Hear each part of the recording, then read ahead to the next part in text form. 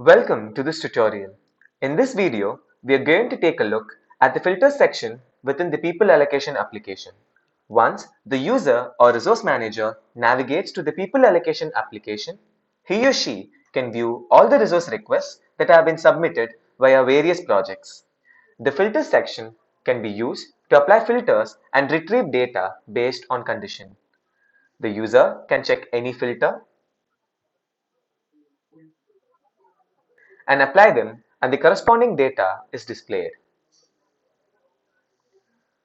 The user can clear the filter by either clicking on the Clear Config button or by clearing the filter using the Clear Filter button in the Filters section. The user can also create their custom filters by checking the filters needed and clicking on the My Filter button.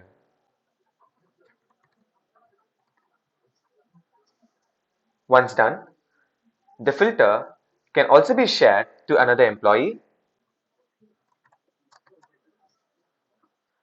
and also can be edited and deleted. The Customize Filters button allows the user to change the order of display of the filter. Here the order has been changed. The Reset Filter button allows the user to reset all the configurations and clear all the applied filters.